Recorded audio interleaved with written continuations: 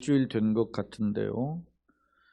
부산에서 건물 유리창을 닦는 30대 중반의 젊은이에 대한 영상을 유튜브로 시청한 바 있습니다.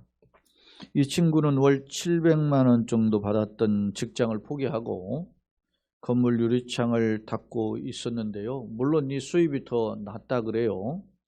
그런데 그가 잘 나가던 직장을 포기한 이유가 코로나가 터지자 어려움을 겪은 부분도 있기도 하지만 궁극적인 이유는 신내림을 받은 아내가 무당으로 몸이 아파서 누워있고 또 2명의 아이들이 9살, 6살 그러더라고요.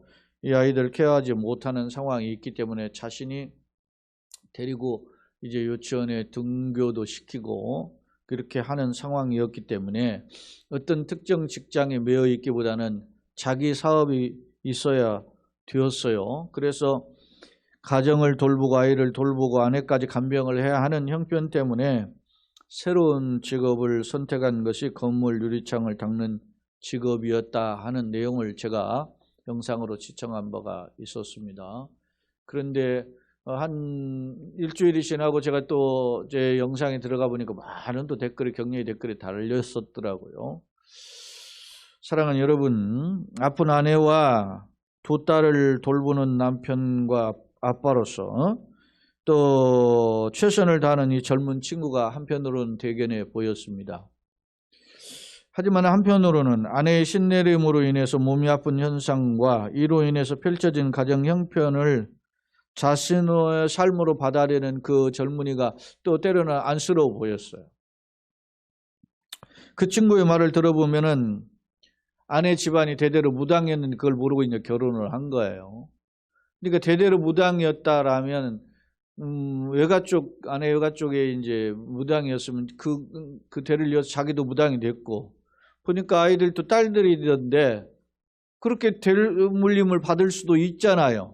그러면 그것을 해결하는 궁극적인 어떤 고민이 필요한데 당장 먹고 사는 것이 힘드니까 경제적인 문제로 그 직장을 옮기고 그걸 통해서 물론 돈을 더 벌기는 하더라고. 하지만 그게 어떤 면에서 보면 근본적 대책은 아니었다라는 점입니다. 아이에게도 자기 아내까지 그렇게 물려줬다면 아이에게도 영향을 줄 수 있다라면 고민을 해봐야 되지 않겠나 하는 생각이 들었어요. 사랑하는 여러분, 첨단 과학이 발달한 시대입니다. 그런데 과학과 의학으로는 해결하지 못하고 답을 제시 못하는 현상이 오늘 우리 가운데 있다라는 점을 저는 그 영상을 통해서도 살펴볼 수 있었습니다. 영상을 보면서 그런 생각을 했어요. 예수님을 제대로 만나면 저 문제 해결되는데 그런 아쉬움이 있어요. 물론 한국 교회가 현재 예수님을 만나고 교회를 다니면도 울증과 그 기타 깊은 어떤 문제까지도 해결하지 못하는 상황이 접한 경우도 있어요. 그러나 성경의 근거에 보면 그 문제는 예수 안에서 해결된 문제인 줄로 믿습니다. 그것이 우리의 믿음 아닙니까? 그렇다면 예수를 제대로 만났으면 귀신의 억압에서 치유될 텐데 대표적으로 2,000마리가 넘는 그 돼지떼에 들어갔다면 거라사 군대에 귀신 들린 사람이 2,000마리의 귀신이 눌려 있었던 거거든요. 그러면 예수님을 만나면 해결이 됐잖아요. 그것을 우리가 믿는다면 그도 예수님을 만나면 해결된다라는 생각이 나에게는 있는데 그렇다면 그걸 고민해봐요. 물론 그러면 이제 영적 전쟁이 시작이 될 겁니다. 그를 위해서는 기도가 필요하고 그 마음속에 예수님의 마음을 받아들이는 여러분 항상 귀신 들린 사람이 항상 귀신 들린 것처럼 하지 않아요. 평상시 멸정하다가 갑자기 이렇게 한 번씩 하는 거죠. 예? 우리가 이게 어떤 정신적인 영역이기 때문에 어떻게 디테일하게 설명할 수 없어요. 그러나 여러분요, 예를 들어 치매도 여러 부분이 있죠. 알츠하임 여러 가지 있잖아요. 혈관성 치매 이런 부분이 있지 않습니까? 파킨슨 이런 식으로 있는데 거기에 대한 대응력이 다르듯이. 근데 치매 걸린 분이 평상시에 멀쩡해요. 그러다가 한 번씩 딴 이야기를 하죠. 제가 2주 전에 치매 걸린 어머니를 모시는, 가정에서 모시는 목사님이에요. 그 교회가 가정교회예요. 그리고 장인어른은 30년째 누워 계시는 거예요.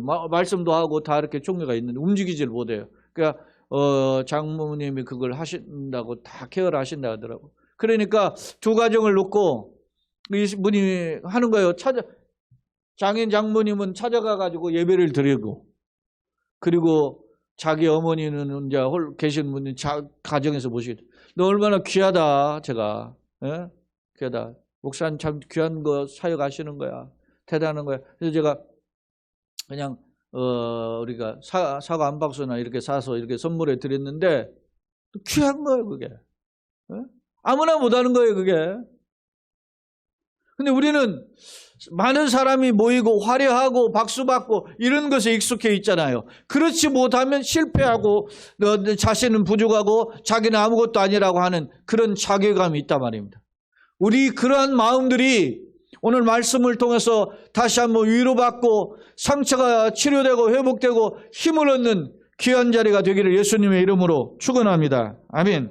자, 그러면 오늘 나를 넘어뜨리는 사탄의 도전들이 여러 가지 장애물로 찾아올 터인데, 그러면 나는 어떤 대처를 하고 있는가? 미국의 대각성 운동의 중심에 서 있었던 요나단 에드워드 목사님은 하나님께 매료된 세계관을 회복하는 것이 세상에서 최고의 기쁨이다. 야, 하나님이 나의 인생의 최고 가치다. 이렇게 생각하는 것이 인생에 있어서 최고의 기쁨이라는 겁니다. 미국 사회에 전달해 준 거예요. 대각성 전도 집회가. 그런데 그런 미국이 이제 또 다시 세상적인 세계관 함몰되어서 세상에 성공은 했지만 세상 속에서 잘 나가고 세계 최강의 국가지만 소위 천조국이라고 하잖아요. 천조국, 그 미국의 국방비가 천조라, 천조. 우리나라 국방비가 1년에 4, 5조 되는데 60조 채 안 된다고 뭐 하기도 하고. 그런데 그게 비하면은 말이지 거의 200배잖아요. 어마어마한 나라죠. 그런데도 불구하고 들여다보면 냄새나는 곳이 미국 아닙니까? 뭐 미국만이 아니라 세계 전 나라들이 그렇지만, 그래서 그들에게 어떤 면에서 다시금 이렇게 세우는 그런 그 운동이 있었던 것이 바로 대각성 전도 집회였다.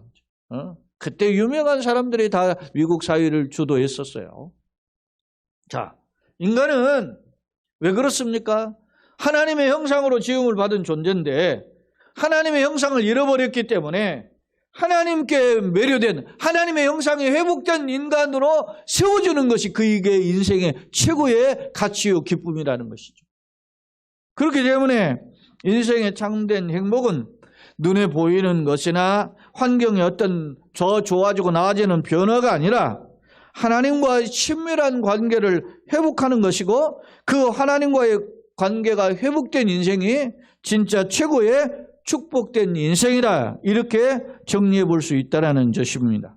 그러면 우리가 어떻게 해 하나님과 이런 친밀한 관계를 회복할 수 있을까? 오늘 골로새서 2장 8절로 15절 말씀 우리가 함께 읽었는데요, 이 말씀을 통해서 우리의 무엇이 참된 승리의 삶인가 하는 점을 살펴보고자 합니다. 골로새서는 바울 사도가 로마의 감옥에서 쓴 4번의 어떤 편지 중에 1차 감옥에서 쓴 4번의 옥중 편지 중에 한 편인데요. 이 당시 골로새 교회는 그럼 어디에 있었냐면 지금의 터키의 서중부에 해당하는 지역이 당시 성경으로 보면 소아시아 지역이에요. 그런데 이곳에 이 에베소를 비롯해서 골로새 이런 라우디게아, 두아디라, 버가모 이런 빌라델피아, 사대 이런 동네들이 있었음을 알 수 있습니다. 그 중에 한 곳이 골로새인데요. 골로새는 바울 사도가 제3차 전도 여행하는 중에 아마 에베소에서 전도할 때 이 그 영향력을 받은 사람이 에바브라라고 하는 사람이 이제 자기 동네 고향에 가서, 고향이 이제 골로새인데 그곳에 가서 교회를 세우고 복음을 전한 곳이 골로새 교회로 보여져요. 이 골로새는 그 근처에 히에라볼리가 있고 라오디게아라는 동네가 약 반경 한 7km 내에 다 흩어져 있었음을 엿볼 수 있는데, 지금 이 골로새 옆에 이 히에라볼리라는 곳은 지금 터키의 굉장히 유명한 파묵갈레라고 하는 유명한 그 관광지예요. 온천수가 나온. 그러니까 그런 지역에 있었는데, 그 옆 동네가 또 라오디게아인데, 라오디게아에는 룸바라는 여인이 가정교회를 세워서 섬기고 있었음을 알 수 있어요. 골로새 4장 마지막에 보면 바울이 이 편지를 보내면서 내가 다른 곳에서도 보냈는데 라오디게아 또 히에라볼리에도 편지를 오면 회람해서 돌려서 읽기를 권했음을 알 수 있어요.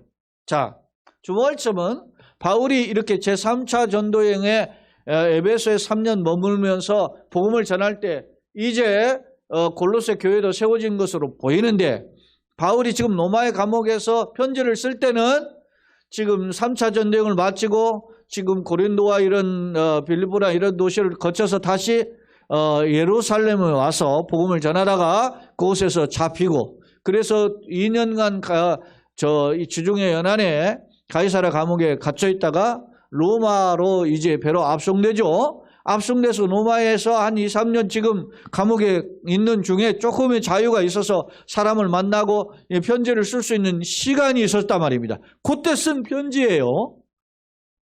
그런데 그때 바울에게 들려진 이 골로새 소식을 들어보니까 여러 가지의 잘못된 사상이 교회 침투해서 예수 복음을 부정하고 회방하는 소식이 있었다라는 것, 그런 시도가 있었다라는 겁니다.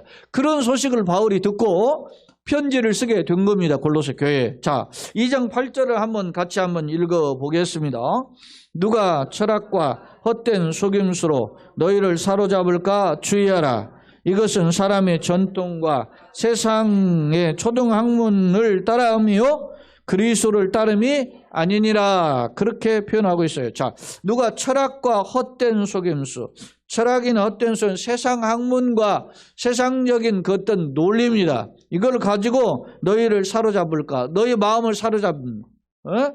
앞서 그 여인이 신내림을 당했잖아요. 그 무당이라 말입니다. 신이 내리니까 거기에 신에 붙들려 가지고 끄부작 못하는 거예요. 그러니까 여러분 보세요. 신이 늘 행복하게 해줘야 되잖아. 근데 아파가지고 늘 일어나질 못하네요. 그런데 우리가 이 땅에 살아가면서 이런 어떤 육체적인 정신적인 억압의 상태는 아니더라도 세상의 철학이나 세상의 사상이나 세상의 사조에 우리가 빠져서 예수님과 멀리 떨어져 살 수 있다는 것을 보여주고 있단 말입니다. 내가 꼭 신내림을 당한 것은 아니지만 이런 영향력 속에 우리가 살 수 있음을 보여주고 있어요. 그렇다면 내가 예수 복음을 알고 있다면, 예수님을 만났다면, 예수님의 말씀을, 하나님의 말씀인 성경 말씀을 통해서 세상의 것과 하나님의 것을 분별하는 지혜가 있어야 할 거 아닙니까? 제가 이 세 가지를 놓고 늘 여러분 자신과 교회를 놓고 기도하는 내용 중에 하나가, 하나님 우리에게 믿음을 더하여 주옵소서. 첫 번째, 더 큰 믿음을 주세요. 두 번째, 하나님 것과 세상 것을 분별하는 지혜를 주시옵소서. 세 번째, 이걸 알았다면 감당할 능력을 주시옵소서. 이 세 가지가 중요한 거예요. 여러분 끊임없이 이것을 고민하면서 이런 기도가 있어야 돼요. 그러려면 더 큰 믿음이 있어야죠. 그리고 분별하는 분별력이 있어야죠. 그리고 감당할 능력이 있어야 됩니다. 오늘 골로새 교회를 향한 도전에 대해서 이제 바울이 이야기하는 겁니다. 자, 누가 너희를 헛된 속임수로 사로잡을까 주의하라. 이것은 사람의 전통, 인간이 만들어낸 말이란 말입니다. 그리고 세상의 초등학문, 인간적인 사람들이 만들어내는 그런 계명이 초등학문이라. 그것을 따르며 그리스도, 우리의 구세주이신 메시아이신 예수님을 따르는 것이 아니라 라고 이야기하고 있어요. 자, 이러한 내용을 우리가 한번 주목할 필요가 있는데, 골로새서 1장 9절 10절 말씀을 한번 보겠습니다. 바울 사도가 하는 말인데요.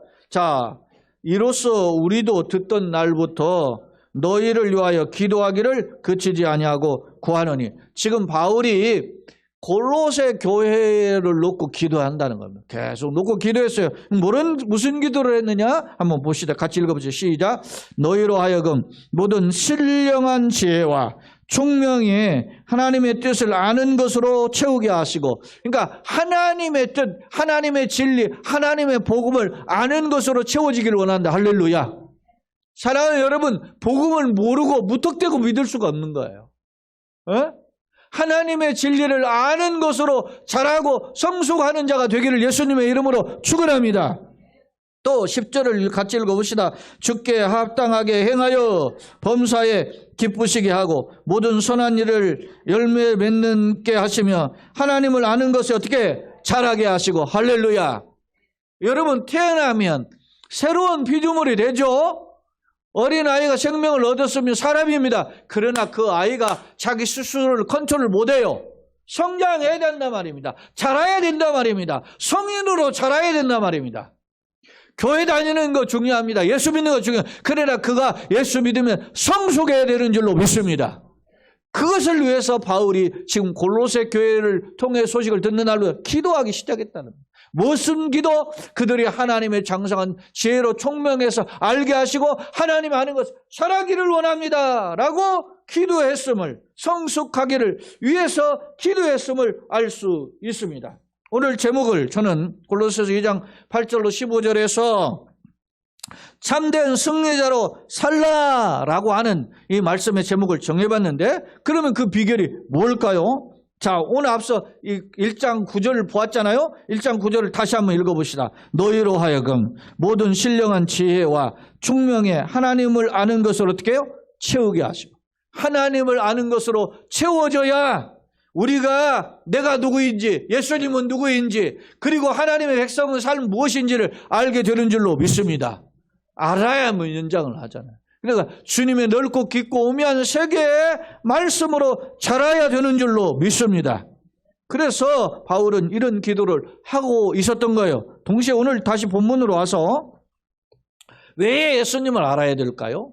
왜 예수님을 알아야 돼요? 자, 2장 9절 10절을 봅시다. 예수님을 알아야 되고 예수님께 왜 자라가야 되는 이유를 설명해. 자, 9절 10절 같이 또 읽어봅시다. 그 안에는 신성의 모든 충만이 육체로 거하시고 너희도 그 안에서 충만하여 졌으니 그는 모든 통치자와 권세의 머리시라. 할렐루야. 그 안에라. 그는 예수님이에요. 앞서 8절에 그리스도를 따름이 아니다 그러겠잖아요. 그러니까 그 그리스도다 말이에요. 그가 예수님 안에는 신성 하나님의 성품의 모든 충만함이 예수님 안에 육체로 거하시고 너희도 그 안에서 예수님 안에서 충만하여 졌으니 그는 예수님은 모든 통치자와 권세의 머리 주인이시다 그런 말입니다. 그러니까 예수님이 누군가를 알아야 되는 거죠. 예수님은 하나님의 모든 성품, 신성의 충만함을 가지고 계신 분입니다. 예수님은 모든 통치자와 모든 권세의 머리, 우두머리십니다. 그러니까 우리가 예수님을 알아야 되고 예수님 안에 자라야 되는 줄로 믿습니다. 그 예수님이 누구냐 말이죠. 예수님. 응? 나는 예수님을 누구로 알고 있습니까? 나는 예수님을 얼마나 알고 있습니까? 여러분, 세상에서는 여러분 보세요. 드라마 한 편이라도 놓치잖아? 그러면 어떻게 해요? 요즘은 다시 보기 같은 거 들어가죠? 그럴 거 아닙니까? 드라마 한 편 지난 시간 뭐 했는지 본다고 인터넷 들어가서 확인한다니까? 여러분 주일 목사님 설교 놓쳤어. 다시 보기 합니까? 보는 분이 있어. 들었고 본 사람들 또 들어. 나도 내 설교를 또 듣고 그래요. 에? 지난 화요일에도 제가 우리 선후배 목사님들 잠시 모이는 그룹이 있어서 거기 가는데 가는 시간만 1시간 반이야. 예? 길 막히니까 가죠. 그래서 내도 가는 내내 제가 제 설교 강의 그 내용 계속 들으렀어. 가는 동안에 내 이야기죠. 이건 아닌데 이걸 좀 더 멘트를 좀 바꿔 써야 되는 뭐 이런 아쉬움도 있으면서 그러면서 저 자신에게도 도전이 되고 여러분 그 안에는 예수님 안에는 모든 신성의 충만이 거하시고 또 예수님은 모든 통치자와 권세, 머리라고 이야기했어요. 예수님이 누구신가를 우리가 아는, 그리고 예수님 안에서 그 능력을 누리는 그런 자가 되어야 됨을 이야기해요. 도대체 예수님이 누군데? 보세요.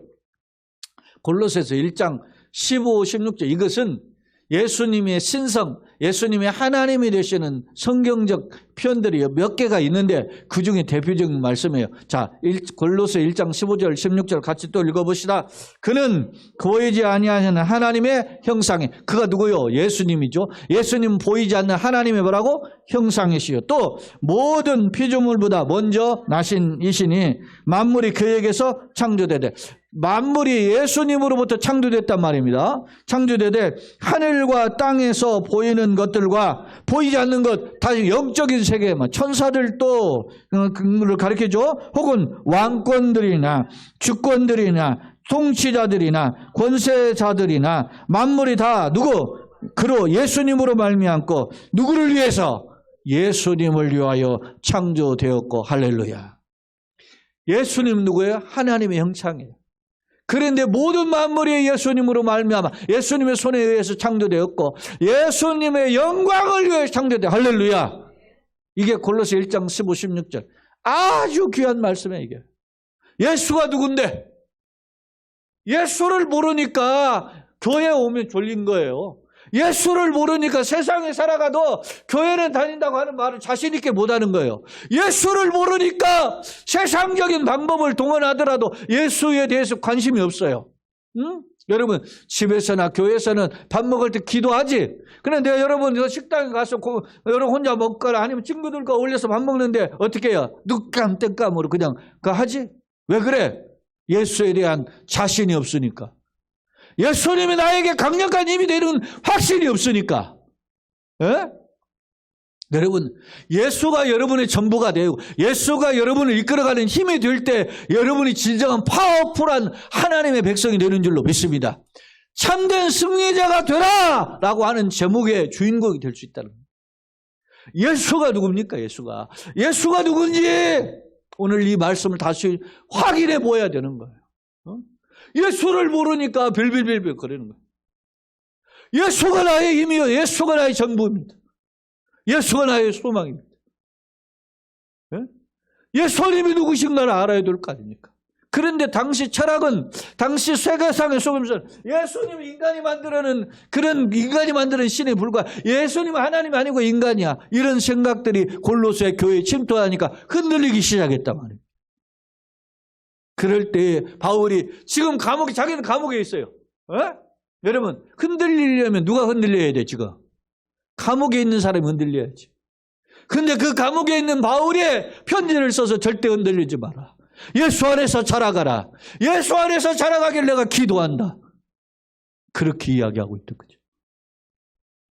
자, 1장 26절 27절을 또 한번 봅시다.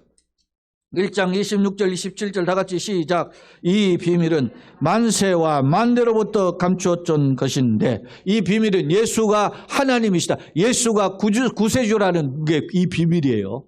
근데 만세와 만대 오래전부터 감추어졌던 것인데 이제 지금 현실이죠. 이제는 이제는 그의 성도들에게 나타났고 하나님이 그로 하여금 이 비밀의 영광을 이방인 가운데 얼마나 풍성하게 있는지를 알게 하려 하십니다. 이 비밀을 너희 안에 계시 그리스도시니 곧 영광의 소망이니라. 이 비밀이 누구요? 예수님이라. 이 비밀을 3번 이야기하고 이 비밀은 예수시니 곧 우리의 영광의 소망. 영원한 소망. 여러분 성도가 마지막 들어가는 영광의 상태를 소위 글로리피케이션을 영화라고 하잖아요. 그 우리의 궁극적인 소망이 예수님처럼 나도 영원히 변화되고 영광의 상태에 거할 줄로 믿습니다. 그거예요. 이 비밀이 누구라고? 예수라고. 예수님을 역설하고 있어요. 자, 다시 이제 본문으로 돌아옵니다. 고린도서서 2장 12절 말씀을 한번 보겠습니다. 12절 시작. 너희가 세례로 그리스도와 함께 장사되고 또 죽은 자들 가운데서 그를 일으키신 하나님의 역사를 믿음으로 말미암아 그 안에서 함께 일으키심을 받았느니라. 자, 내가 예수를 믿어 이 비밀을 믿었을 때 예수님과 함께 십자가에 우리가 어떻게 해요? 못 박혔어요. 장사됐다는 거. 내가 죽었어요. 에? 예수님이 십자가에 죽을 때 나도 죽었어. 믿습니까? 누구든지 그리스도 예수 안에서 새로운 피조물이죠. 번호에게인 중생의 사람이 됐단 말이에요. 예수님이 밤중에 찾아온 당대 최고의 석학이었던 니고데모가 밤중에 찾아왔어요. 너는 이스라엘 선생으로 그것도 모르냐? 예수님 책망하면서 이렇게 이야기해요. 어떻게 모태 뱃속에서 다시 태어날 수 있어? 야, 어리석은 놈아. 어머니 뱃속에 100번 태어나도 그거는 어떻게 해요? 거듭난 게 아니고 물과 성령으로 거듭나야만 거듭난 것이다. 사랑해요, 여러분. 오늘 우리에게 하나님의 성령이 부으셔서 내 마음에 예수 그리스도가 부어질 때 새로운 피조물이 되는 줄로 믿습니다. 오늘 11절에 이렇게 이야기하잖아요. 너희가 세례로 그리스도와 함께 장사 죽었어. 너는 이제 죽은 거야. 인간 관계에서는 죽은 거란 말입니다. 네? 옛날에 김익두 목사가 그랬다잖아요. 깡패였는데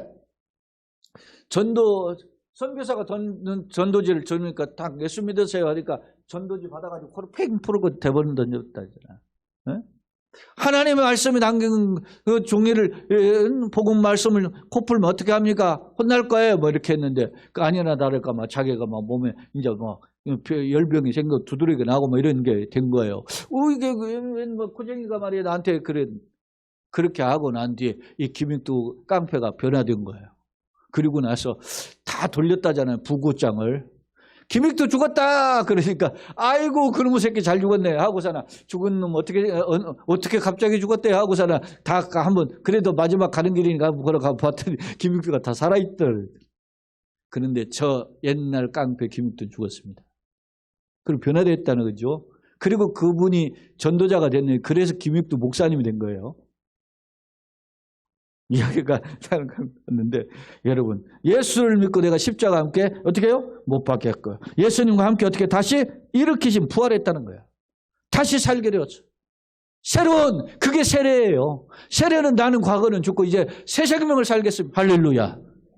자, 고린도후서 우리가 너무나 잘 아는 5장 17절 말씀 다 같이 암송하죠. 시작. 그런즉 누구든지 그리스도 예수 안에 있으면 새로운 피조물이라.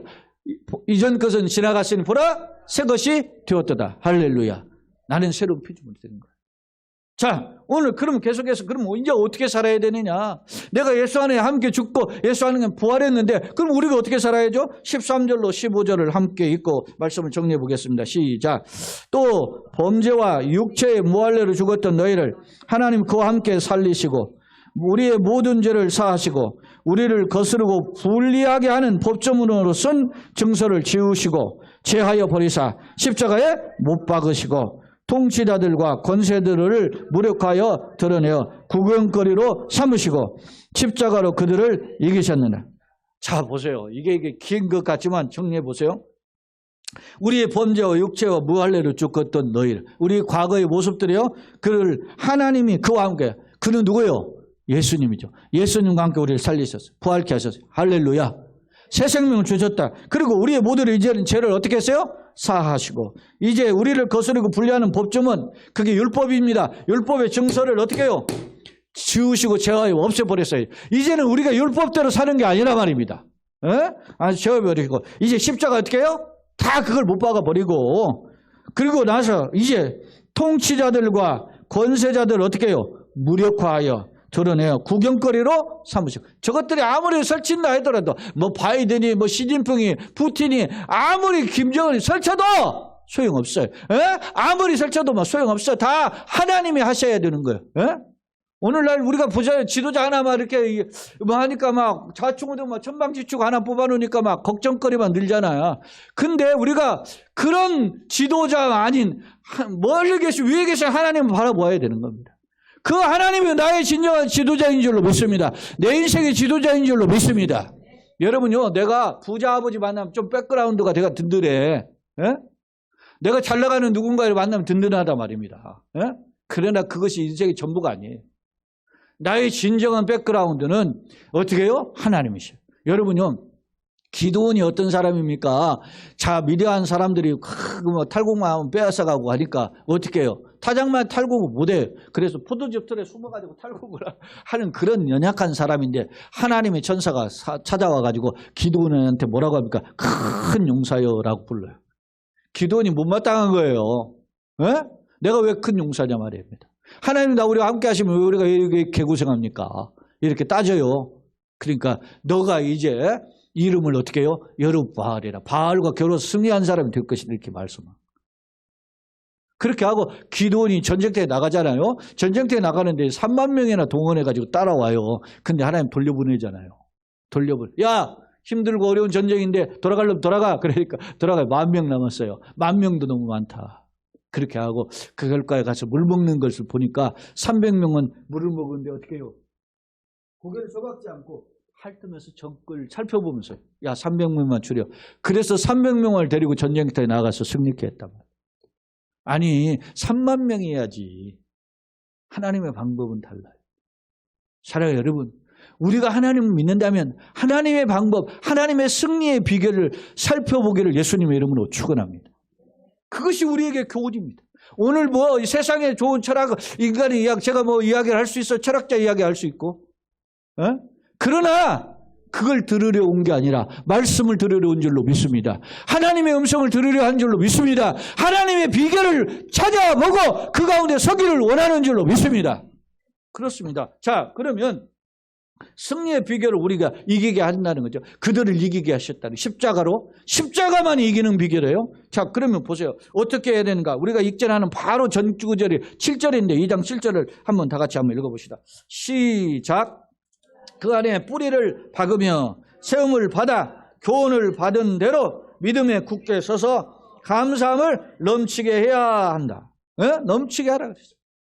사랑하는 여러분, 그 안이 누구예요? 예수님이죠. 예수님 안에 뿌리를 받고 거기서 어떻게 해요? 세움을 받고 그리고 그 교훈대로 믿음에 굳게 서서 감사함이 뭐요? 넘쳐. 사랑하는 여러분, 환경이 아니라 예수 안에 뿌리를 내리고 쓰면 감사가 있는 줄로 믿습니다.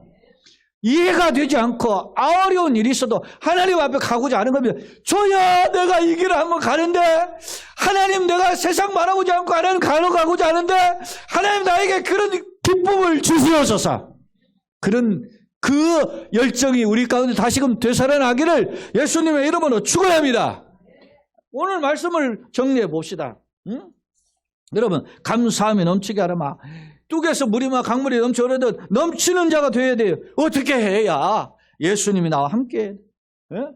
예전에도 제가 소개했는 캘리포니아의 레드우드라는 나무가 막 100m 이상 막 자라나요. 근데 보니까 그 레드우드라는 나무 아래 구멍이 꾹 뚫렸어요. 그 안으로 차들이 지나다녀요. 얼마나 나무가 큰지. 요세미티 공원에 가면 레드우드가 있나. 근데 그런 나무가 그렇게 100m 이렇게 솟으려면 어떻게 해요? 뿌리를 이렇게 펼치.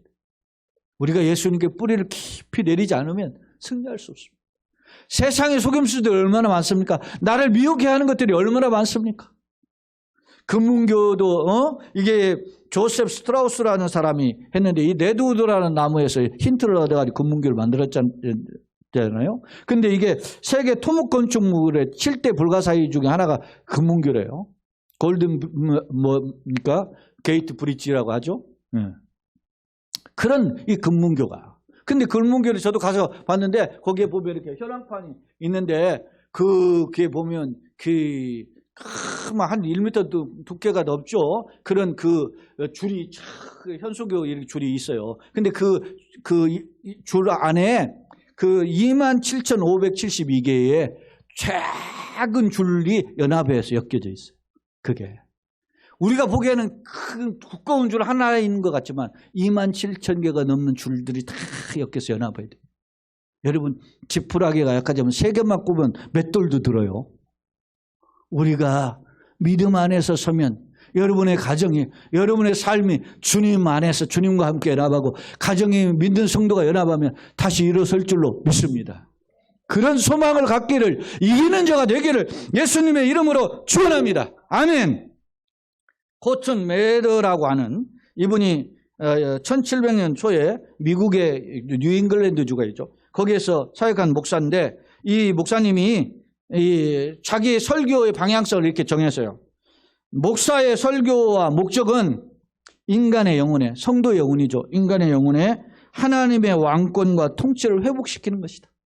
어떻게든지 내가 설교하면 그 영혼의 세상의 왕권이 떠나가고 하나님의 왕권이 다시금 회복되게 하는 것이 나의 설교의 목표다 라고 이 고튼 매더가 설교의 원칙을 가지고 비전을 가지고 사역을 했다 그래요. 사랑하는 성도 여러분, 오늘 우리 사회 속에 들여다보면 목사님 설교 잘한다, 재미있어, 흥미있어, 그 유명한 부흥사들 설교들 다 흥미있고 재미있어요. 그런데 여러분 보세요. 예배에 참여자를 기분을 좋게 하고 예배 참여자를 잠시 위로하거나 예배 참여자를 장세 언제 인생의 처세를 가르쳐주거나 그런 정도로 만약에 끝난다면 그건 진정한 설교가 될 수가 없는 거예요.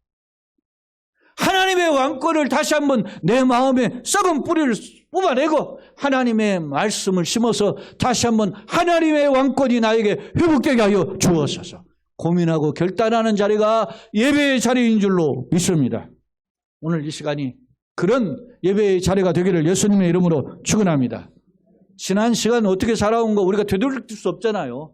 그러니까 오늘 이 시간부터, 이 자리부터 내가 다시 한번 새로워지고 힘을 얻는 예수 안에서 연합하고 회복되는 예수님과의 관계가 회복되는 자리가 되게 하여 주옵소서. 말씀 한 구절 보고 마치고자 합니다. 에베소서 4장 14절인데요. 제가 13절을 읽고 14절을 여러분과 함께 같이 읽겠습니다. 13절. 우리가 다 하나님의 아들을 믿는 것과 아는 일에 하나가 되어 온전한 사람을 이루어 그리스도의 장성한 분량에 충만한 데까지 이르리니, 같이 봅니다. 이는 우리가 이제부터 어린아이가 되지 아니하여 사람의 속임수와 간사한 유혹에 빠져 온갖 교훈의 풍조에 밀려 요동하지 않게 하려 함이라. 아멘. 그렇습니다. 우리가 예수님을 아는 것과 믿는 것에 장성한 분량에 이르러 왜 그렇게 돼야 됩니까? 세상의 풍조와 어린아이와 같이 갈팡질팡 흔들리는 그런 자에 요동하는 자가 아니라 하나님의 힘에 붙들려서 다시금 일어서기를 원합니다. 그런 자가 되기를 원하기 때문에 우리가 성인으로서, 믿음의 성인이죠, 기독교인의 성인으로서 하나님을 기쁘시게 하고 하나님을 영화롭게 하기 위해서 우리가 주님의 말씀을 연구하고 그 말씀을 고민하고 그 말씀의 능력이 나에게 나타나기 위해서 기도하게 되는 것입니다. 사랑하는 성도 여러분, 우리의 모습 어떻습니까? 현실 때문에 갈팡질팡합니까? 현실 도전 때문에 흔들립니까? 아니면 예수님께 깊은 뿌리를 내리고 승리자가 되기를 소망하고 있습니까? 바라기는 저와 여러분, 우리에 속한 가정이, 우리 교회가 비록 남들이 보기에는 약하게 보일지만 주님이 나와 함께 하시면, 여러분 갈렙이 85세가 되었는데 전쟁터 앞에 선봉장이 되기를 소망했어요. 여호와께서 필경 나와 함께 하시면 내가 그들을 무찌를 수 있사오니, 그러면서 그 가나안 땅을 최고로 센 놈들이 있는 저 땅을 달라고 하잖아요. 헤브론 땅을. 당대 세계 최강에 있는 그런 아낙 자손이 가지고 있는 헤브론 땅을, 히타이트 족속의 이 사람들이 그 사람들 차지한 땅을 달라고 한 거예요. 그렇게 하고 전쟁에 나가서 그 땅을 차지하자. 사랑하는 여러분, 우리 모두에게 이런 은혜가 기름부터 부어지기를 예수님의 이름으로 축원합니다. 아멘.